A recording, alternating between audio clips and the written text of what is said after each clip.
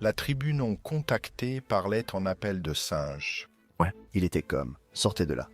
Parce qu'ils utiliseront les appels Tinamu.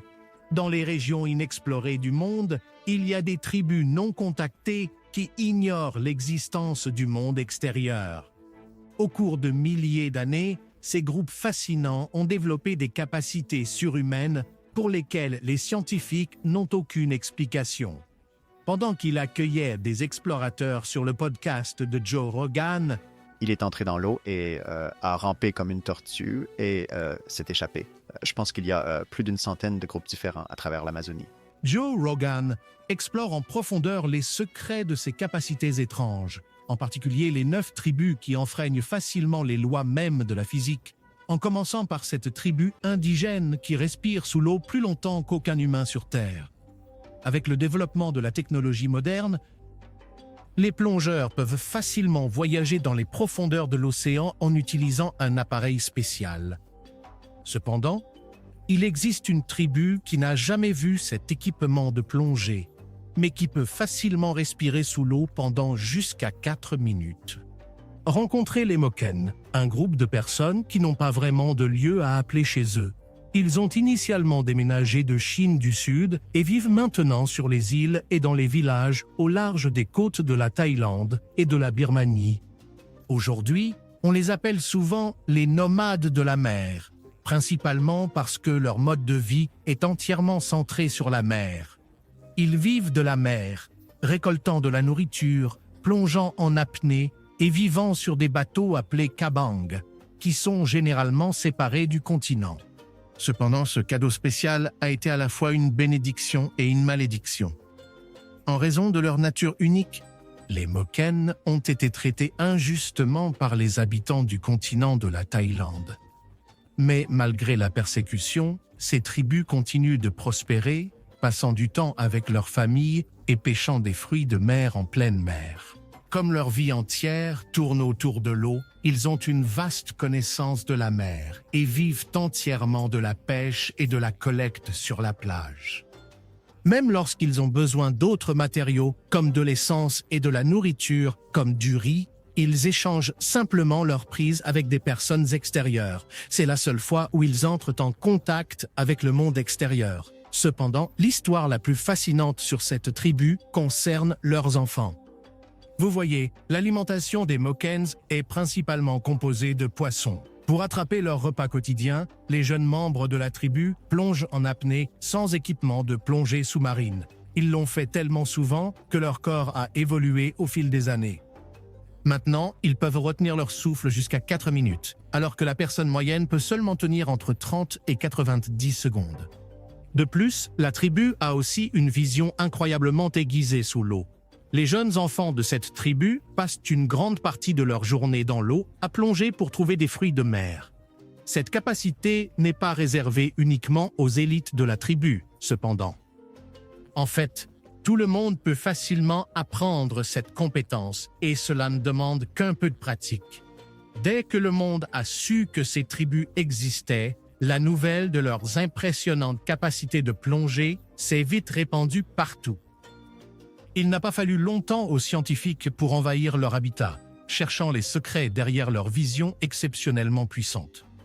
En l'an 1999, Anna Gislen de l'Université de Lund est venue chez les tribus Moken dans le cadre d'un programme de recherche spéciale.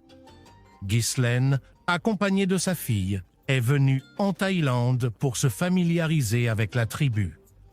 Chaque fois que la marée montait, les enfants Moken jouèrent dans l'eau, plongeant pour ramasser la nourriture qui se trouvait à plusieurs mètres sous ce qu'elle et sa fille pouvaient voir.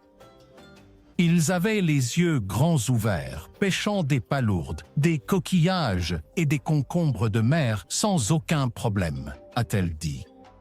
Gislen a supposé que pour que les enfants Moken voient clairement sous l'eau, ils devaient soit avoir acquis une adaptation qui changeait fondamentalement le fonctionnement de leurs yeux, soit avoir appris à utiliser leurs yeux différemment sous l'eau. En parlant de capacités spéciales, avez-vous déjà entendu parler de la tribu à la peau si dure qu'elle ne ressent pas la douleur? C'est la tribu Hadza. Imaginez un groupe de personnes si intrépides qu'elles mangent des rayons de miel comme des snacks avec les abeilles encore à l'intérieur. Ils sont situés juste au sud de l'équateur, entre les eaux sodiques du lac de Tanzanie, connu sous le nom d'Eyasi, et les remparts de la grande vallée du Rift.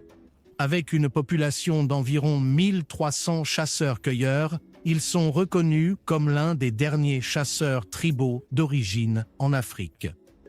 Les hommes Hadza chassent avec des arcs et des flèches faites maison. Les cordes d'arc sont faites de tendons d'animaux. Les flèches sont fabriquées en bois et munies de pointes en pierre, toujours enduites de poison extrait de l'écorce d'arbres.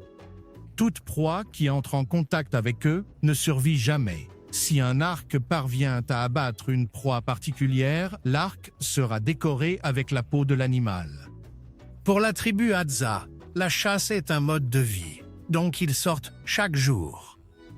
Cherchant des animaux à se nourrir, ils préparent et consomment donc leur prise sur place sans se soucier de revenir au camp. Souvent, la plus grande partie de la viande va aux chasseurs et les restes sont partagés avec le reste de la tribu. En raison de l'abondance de nourriture disponible dans la forêt où ils vivent, la tribu Hadza ne garde pas ce qu'ils attrapent pour le lendemain. Au lieu de cela, ils ne recherchent que ce qui pourrait les nourrir pour la journée, et la lutte continue le jour suivant. La tribu Hadza ne mange pas seulement de la viande, elle se nourrit aussi de tubercules, de fruits de baobab, de baies et surtout de miel. Cependant, la partie la plus impressionnante et fascinante de cette tribu réside dans leur recherche de miel. Dans la forêt, les ruches se trouvent en haut des baobabs aux troncs épais et sont farouchement gardées par des abeilles, soldats redoutables. À cause de cela, le miel est souvent difficile d'accès. Cependant, le peuple Hadza se régale facilement de ces rayons de miel sans craindre les abeilles. En effet, après des années passées à vivre dans la forêt, leur peau est devenue si épaisse que les piqûres d'abeilles ne les dérangent pas. Mais ce n'est pas tout, car le peuple Hadza possède également une capacité spéciale à communiquer avec les oiseaux. Quand il est temps de chercher du miel, les Hadza crient et sifflent un air spécial directement aux oiseaux qui les guident vers les ruches en jacassant et en déployant leurs plumes. Les membres de la tribu enfument ensuite les abeilles en allumant un grand feu pour récolter leur miel. Quant à la cire et au reste, ils les laissent pour les oiseaux afin qu'ils s'en nourrissent. Certaines personnes affirment qu'ils ont un système immunitaire incroyable qui réagit au venin des abeilles, éliminant toute forme de douleur ou de réaction. Bien que ce soit assez impressionnant, cela n'est rien comparé à la force surhumaine de la tribu Maori. Émergeant de la Polynésie orientale, la tribu Maori est arrivée en Nouvelle-Zélande en plusieurs vagues de voyages en pirogue, entre environ 1320 et 1350. Et pendant des siècles, cette tribu indigène a occupé la Nouvelle-Zélande.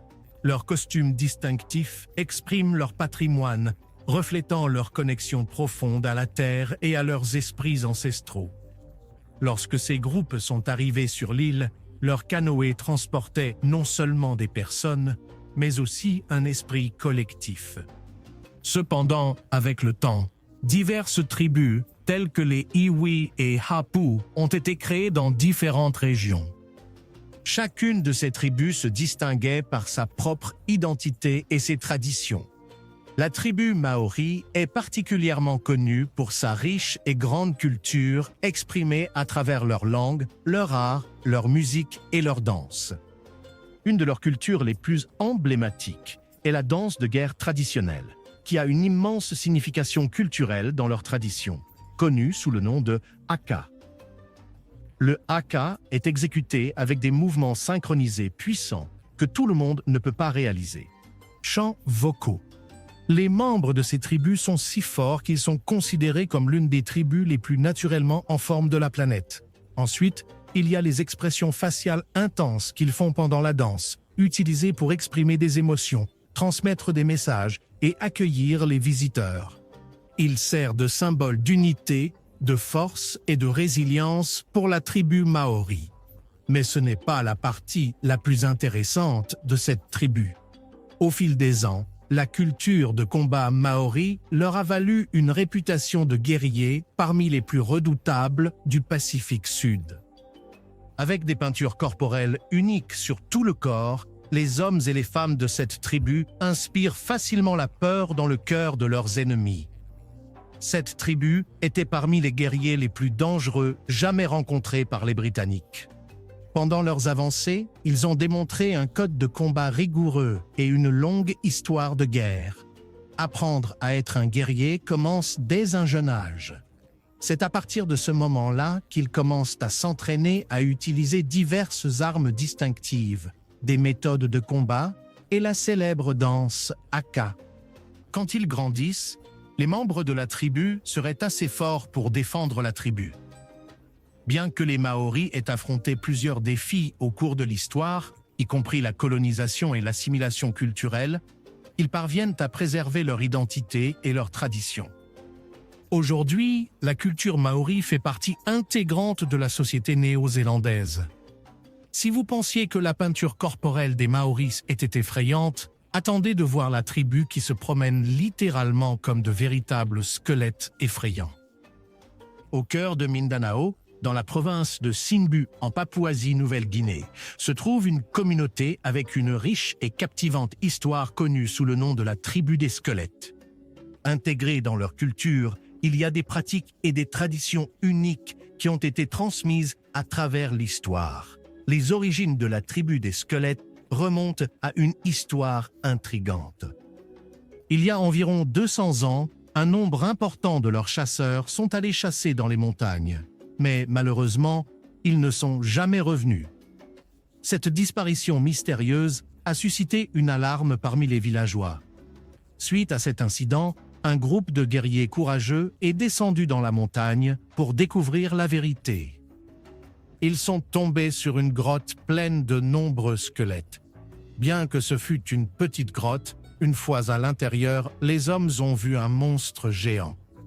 En tentant de s'échapper, ils se sont cachés dans les crevasses, mais ils ne pouvaient se cacher que pendant un certain temps. Dès qu'ils sortiraient, le monstre les dévorerait sans pitié. Pour tromper cette créature, ils ont décidé de peindre leur corps avec des os de squelette en argile noire et blanche. De cette façon, ils ressembleraient aux chasseurs tombés, se fondant avec celui au sol. Ils ont attendu que le monstre s'endorme avant de mettre leur plan à exécution et de retourner dans leur village. Cependant, les pratiques uniques de la tribu des squelettes vont au-delà de leur art corporel. Leur mode de vie, profondément ancré dans leur tradition culturelle, est un symbole de leur identité. La tribu célèbre cela par des danses vibrantes, des chants enchanteurs et des percussions rythmiques. À propos de danses spéciales, avez-vous déjà entendu parler de la tribu qui peut défier la gravité, sautant plus haut que tout autre humain sur Terre? Rencontrez la tribu Maasai. Seulement quelques personnes ne savent toujours pas que cette tribu existe. Après tout, ce sont la tribu indigène la plus célèbre d'Afrique. Les Maasai sont un groupe ethnique nilotique qui occupe des parties sélectionnées, mais étendues du nord, du centre et du sud du Kenya, ainsi qu'au-delà de la frontière, dans le nord de la Tanzanie. En raison de leur histoire traditionnelle des régions entourant la réserve de chasse du Maasai Mara et proche d'Amboseli près de la frontière tanzanienne, ils sont devenus célèbres comme le peuple ethnique le plus connu d'Afrique de l'Est. La raison pour laquelle les Maasai sont si uniques réside dans leur sens de la mode, leur régime alimentaire et leur mode de vie. Les différents modes de vie et croyances traversent notre histoire, mais cette tribu attire un maximum d'attention. Pour le peuple Maasai, les morts n'ont pas vraiment besoin d'un enterrement approprié. Au lieu de cela, ils choisissent de laisser leurs morts sur le champ pour être mangés par des charognards. Selon leurs croyances, enterrer un membre mort de la tribu est nuisible à la terre. Donc, au lieu de cela, ils les offrent comme nourriture aux animaux sauvages. Cependant, le cas est assez différent si la personne décédée est un grand chef. En dehors de tout cela, les Maasai ont également un système de distribution de la richesse unique. Habituellement, la richesse est mesurée en fonction du nombre de bovins, d'épouses et d'enfants que possède chaque Maasai.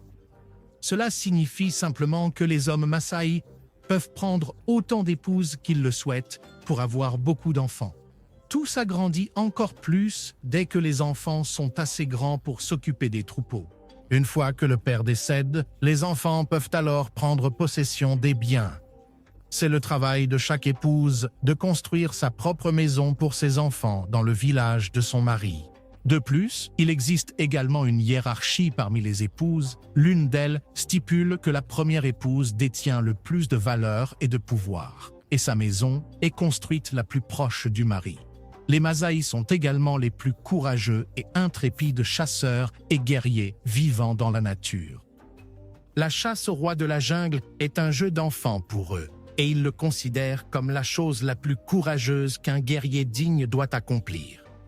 Pour cette raison, des endroits comme le Serengeti ont été transformés en parcs nationaux et protégés, tandis que la tribu Maasai a été expulsée pour préserver la faune. La bonne nouvelle est que cette tradition a été remplacée depuis l'année 2008 par une compétition sportive pour prouver la virilité parmi les guerriers. Ceci est connu sous le nom de Jeux olympiques Maasai et implique l'affichage des compétences traditionnelles des guerriers Maasai, y compris la course à pied, la chasse, le gardiennage de bétail et même la danse. Le régime traditionnel Maasai se compose de viande, de sang, de lait, de graisse, de miel et d'écorce d'arbres.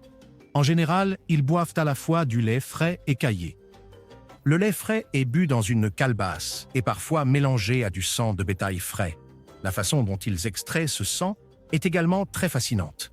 Lors de son apparition sur le podcast de Joe Rogan, un invité qui a un jour rendu visite aux Maasai a décrit comment ils obtiennent le sang sans tuer le bétail. Vous voyez, le sang est soigneusement extrait en tirant une flèche dans le cou du bétail. Après avoir drainé le sang, la blessure est ensuite scellée avec leurs techniques ancestrales, qui fonctionnent comme par magie pour préserver la vie du bétail. Cependant, boire du sang mélangé n'est pas exactement leur mode de vie quotidien. En réalité, c'est juste une tradition qui se fait généralement comme un rituel, ainsi qu'une source de nourriture pour les malades. Les taureaux, bœufs et agneaux sont abattus pour la viande lors des occasions spéciales et des cérémonies. L'ensemble du mode de vie des Maasai tourne véritablement autour de leur bétail, donc ils ne les tuent pas souvent. Plus récemment, le peuple Maasai a complété son régime alimentaire avec des cultures agricoles, telles que la farine de maïs, le riz et le chou, entre autres cultures alimentaires. Mais la partie qui fascine le plus les gens est leur apparence physique. En raison de leur taille impressionnante, la tribu exécute une danse de saut spéciale, qui est une partie majeure de leur culture. Cela implique de sauter à la hauteur la plus élevée possible sans s'appuyer sur quoi que ce soit. Les membres de cette tribu sont connus pour sauter plus haut qu'un être humain normal, défiant la gravité et brisant les lois même de la nature. Les Maasai sont le peuple le plus grand d'Afrique et sont très forts grâce à leur régime riche en calcium. Les Maasai sont la tribu indigène la plus célèbre d'Afrique parce qu'ils sont connus et étudiés depuis des années, contrairement à la suivante, qui est pratiquement invisible. Mais avant de continuer, voici le choix de notre abonné pour aujourd'hui. Avez-vous déjà entendu parler de la tribu qui défie la gravité? Non, pas les Maasai. Contrairement à eux, les membres de cette tribu particulière ne sautent pas en l'air. Au lieu de cela, ils sont capables de marcher sur les murs, comme cette image le montre. D'après les histoires partagées dans le Joe Rogan Experience, les gens de cette tribu violent toutes les lois de la physique et personne ne peut expliquer comment ils le font. Isolés du reste du monde pendant des milliers d'années, ces clans étranges ont peut-être développé le super pouvoir le plus impressionnant de l'histoire. Pensez-vous que c'est une image réelle, cependant? Parce que, selon beaucoup de gens en ligne, elle semble être modifiée pour prouver des histoires fantaisistes qui ne sont peut-être pas vraiment vraies. Partagez vos pensées avec nous dans les commentaires ci-dessous. Maintenant, revenons à la vidéo. Ce n'est qu'il y a peu que nous avons appris l'existence de la tribu Korowai. Jusqu'aux années 1970, il n'y avait aucune trace de contact avec cette fascinante tribu. Le monde ne savait pas qu'ils existaient, et ils ne savaient pas que le reste du monde existait. Leurs maisons étaient exceptionnellement hautes, parfois, s'étendant jusqu'à 140 pieds. De nombreux scientifiques ont essayé d'expliquer comment ils ont appris à construire ces structures merveilleuses, mais il semble que cette compétence pourrait faire partie de leur ADN. Ces structures massives reposent sur des pilotis qui ne peuvent être atteints que par une échelle en bois. Le poteau au milieu est fait d'un arbre connu sous le nom de banyan. Pour le sol et les murs, la tribu Korowai utilise l'écorce du palmier sagoutier, tandis que le toit est fabriqué à partir de feuilles de sagoutier. Ce n'est qu'en 1974 que les Occidentaux rencontreraient la tribu pour la première fois après qu'un groupe de scientifiques ait décidé d'explorer la région. Beaucoup de membres de cette tribu n'aiment pas vraiment rencontrer des étrangers.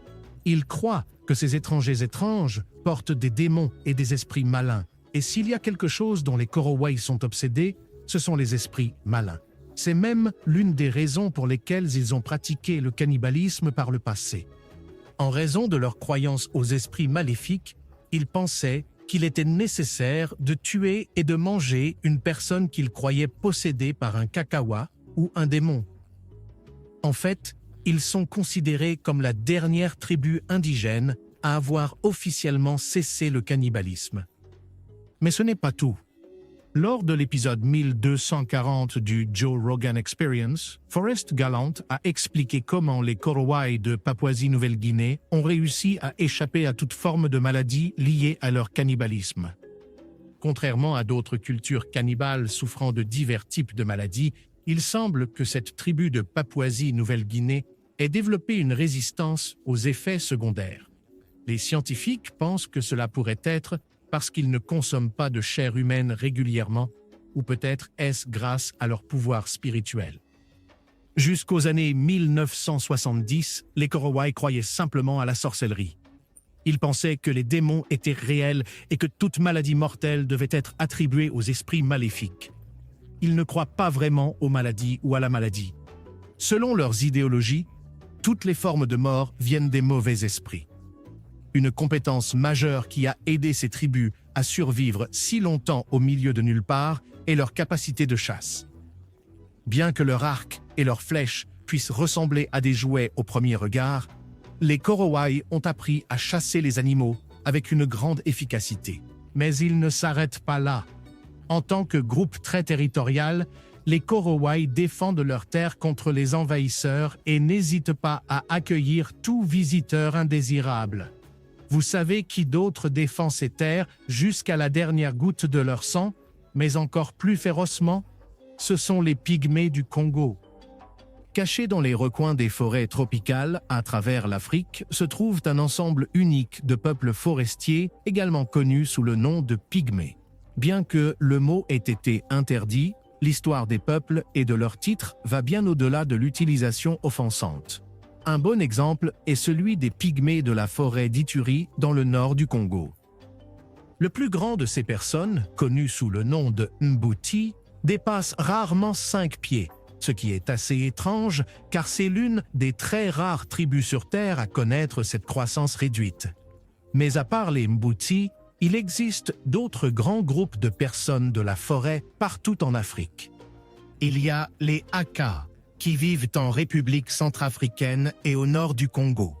Ensuite, il y a les Baka, dont la maison est située dans le sud du Cameroun. Ensemble, ces groupes comptent entre 130 000 et 170 000 personnes.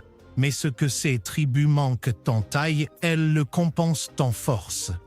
En tant que chasseurs-cueilleurs, les Pygmées sont incroyablement forts, et même les membres ordinaires semblent très musclés malgré le fait qu'ils n'aient jamais vu d'équipement de gym auparavant. Lors d'un épisode du Joe Rogan Podcast, un invité a parlé de sa rencontre avec ces Pygmées au cœur de la forêt tropicale. Il a mentionné comment ils semblent tous tellement bâtis et musclés, et comment leur mode de vie de chasseurs-cueilleurs a joué un rôle clé dans leur apparence.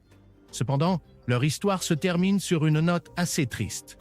Vous voyez, en raison de leur petite taille, beaucoup de tribus cannibales les voient comme des cibles faciles qu'elles pourraient kidnapper et consommer. Pour cette raison, les pygmées sont chassés à la fois pour leur chair et leur sang, qui sont consommés par d'autres tribus. Mais au fil des années, ils ont appris à se protéger de ces chasseurs.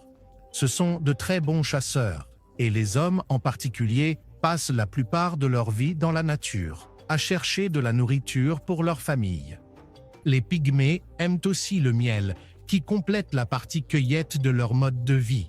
Le miel est une partie particulièrement importante de leur alimentation.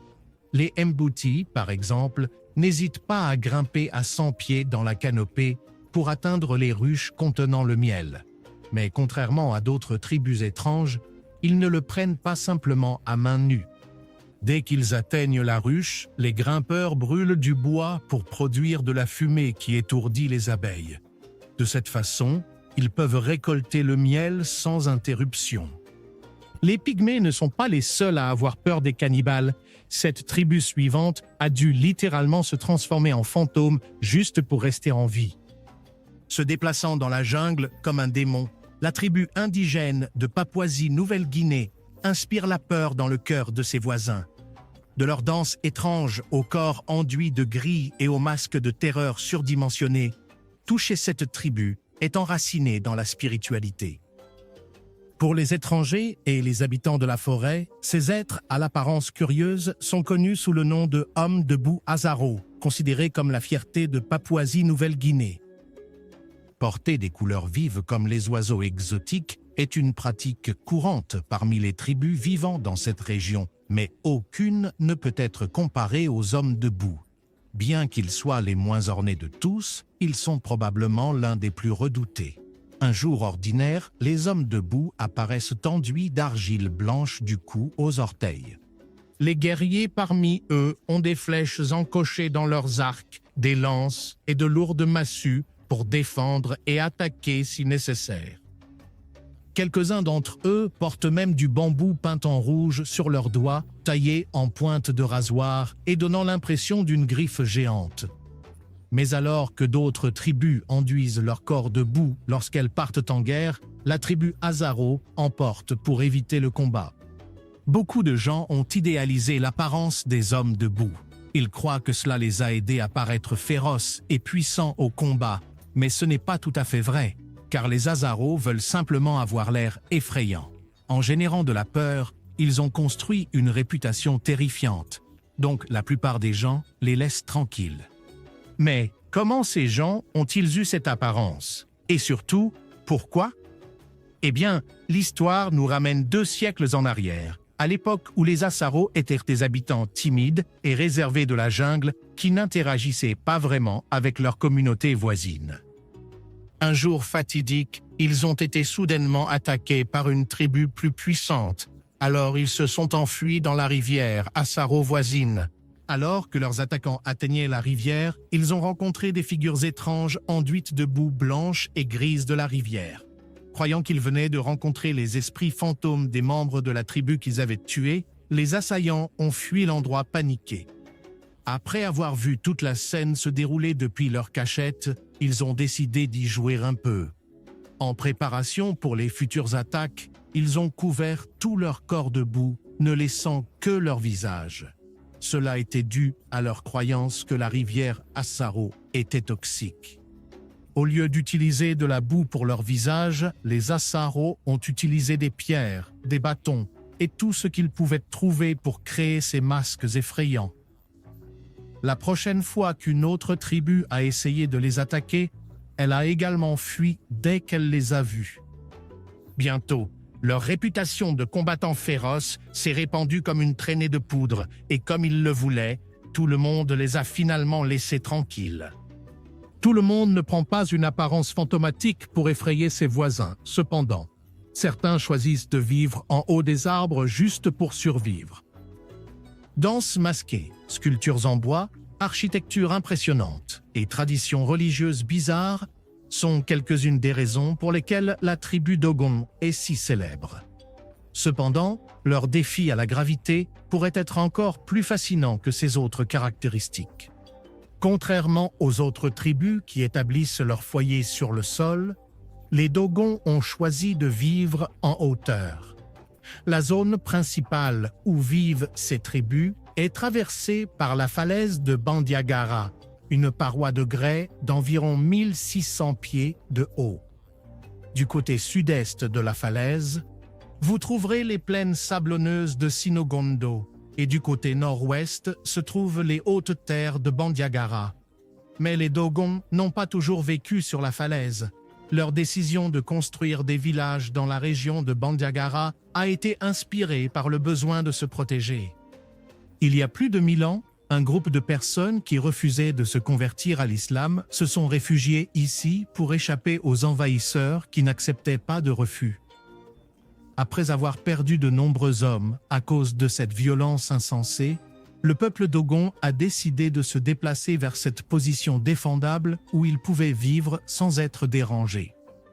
Ce n'était pas la seule raison pour laquelle ils ont choisi cet endroit, cependant. Vous voyez, avec le fleuve Niger à proximité, le peuple dogon a vu une bonne source d'eau et a choisi d'installer ses nouveaux villages dans cet endroit favorable. Mais tout comme les Pygmées, l'histoire du peuple dogon prend également une tournure plutôt troublante. Vous voyez, pendant les 1000 dernières années, cet ensemble fascinant de tribus a fait face à la persécution religieuse et ethnique. Les communautés musulmanes dominantes les traquent et les persécutent continuellement pour leurs croyances. Beaucoup ont été contraints de se convertir simplement pour rester en vie, tandis que ceux qui ne voulèrent pas faire de compromis se sont enfuis vers des endroits plus sûrs. Mais peut-être que la chose la plus impressionnante à propos de ces personnes est leur compréhension de la science, même si elles n'ont pas interagi avec le monde moderne. Dans les années 1930 et 1940, les anthropologues français Griaule et Germaine Dieterlen ont travaillé avec quelques personnes dogons. Ces hommes ont parlé de leur propre système de signes, qui comptait des milliers. Mais ce n'est pas tout. Ils avaient également un système d'astronomie et de mesures calendaires. Ils possédaient une connaissance approfondie de l'anatomie et de la physiologie humaine, ainsi qu'une compréhension superficielle de la pharmacologie. Les Dogons ont également une révérence particulière pour les jumeaux, car ils croient qu'ils sont l'incarnation des dieux eux-mêmes. La naissance de jumeaux humains était célébrée dans la culture Dogon à l'époque de Griaule, car elle rappelait le passé fabuleux où tous les êtres étaient créés par pair. Comme les esprits de Papouasie-Nouvelle-Guinée, ils portent aussi un masque spécial avec lequel ils effectuent des danses spirituelles. Seuls les hommes sont autorisés à participer à ce rituel étrange, mais parfois, ils portent aussi des masques. Le peuple dogon a promu une culture de solidarité et d'exclusivité pendant des années. Et bien qu'ils aient rencontré des humains modernes plusieurs fois, il reste l'une des tribus les plus isolées du monde. Merci d'avoir regardé et à la prochaine.